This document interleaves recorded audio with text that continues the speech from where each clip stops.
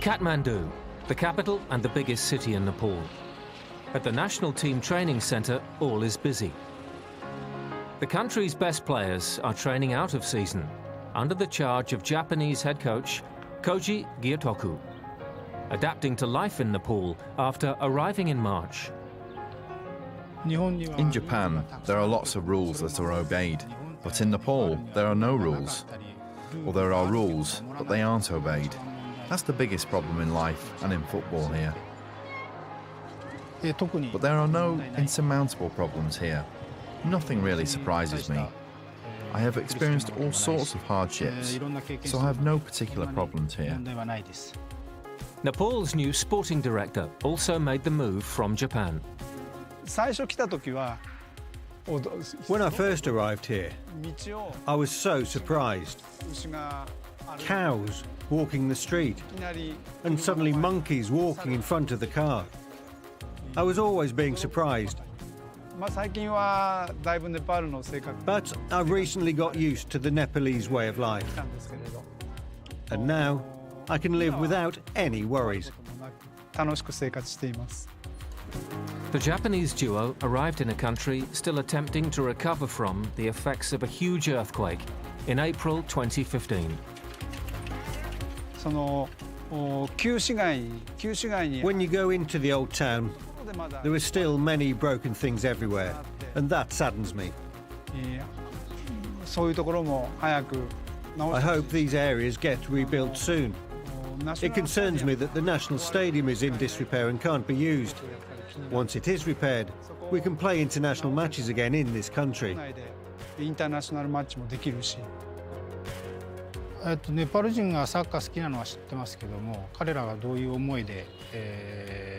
I know that Nepalese people love football. After last year's earthquake, we cannot play international matches within the country. So we cannot show the Nepalese people any international matches. I think they have high expectations for us. In Gyotoku, Nepal have a coach with experience working in Europe and Asia, and a strong will to make a difference wherever he goes. He's very passionate, and I believe he's a top-level coach. The players are getting much better. Comparing them today to how they were, they're a completely different team and have improved so much. Each player is improving. I believe that's thanks to his talented coaching skills. But the long-term future of Nepalese football is in Takeda's hands. What surprised me when I arrived in Nepal was that here there are no coaches. Well, there are coaches, but there are very few who can actually teach tactics. This is a huge problem for Nepal. That's why the national team and all the youth teams need a coach who can teach them. And I believe my job is to create more of these coaches.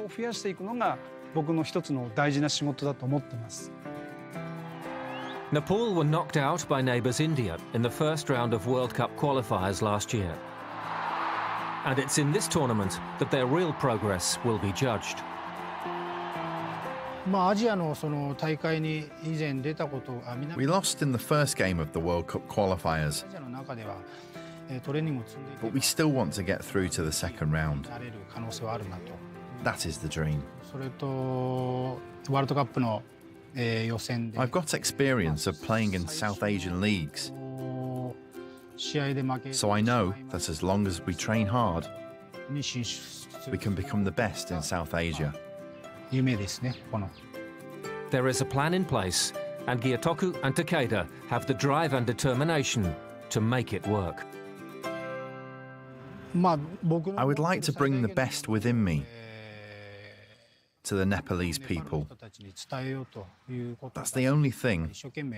If I try my hardest, I think the results will follow. So I would like to work to the best of my ability.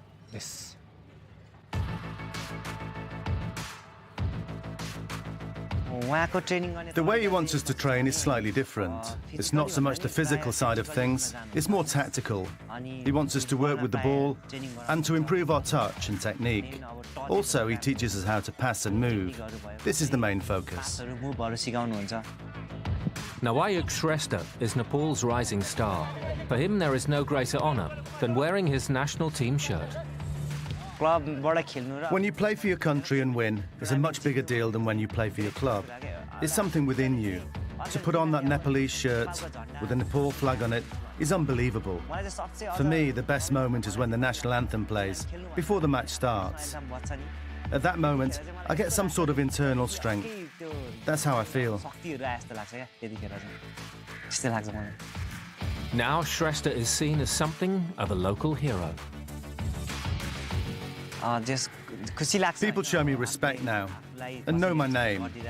When I go somewhere, they recognize me, and it feels great to think people know me. I feel happy, but I'm just a professional footballer. Some people might now call me a star or something. That's what fans do. They address me like a star. The media creates that, but I just think of myself as a footballer. That's my job.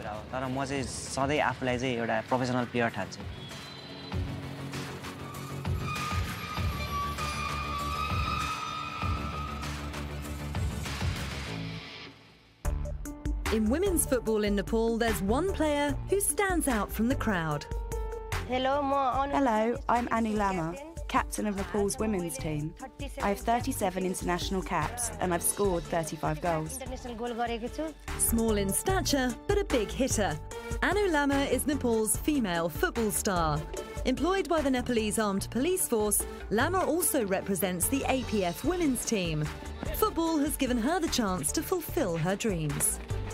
For me, being a football player is a way to achieve something in life. By playing football, we can make something of ourselves. Football means that we can shape our future.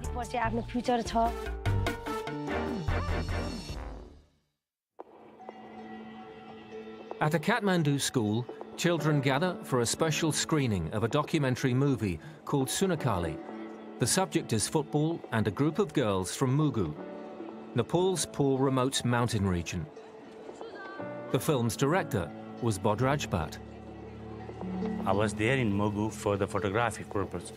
And the girls they're playing football above the snow, this 3 feet snow. It looks like, okay, there is no proper field, but they were playing football above the 3,500 meter high in the Western Himalayas. Then I said, okay, this could be a good story. For the kids of Kathmandu, this was an education about their own country. The film follows Mugu's mountain girls as they leave their families for the first time and travel on foot for 2 days to play a friendly match against another village. There is two types of Nepal. One is Kathmandu, one is Mugu. And even the people of Kathmandu, they didn't know about the real situation of Mugu.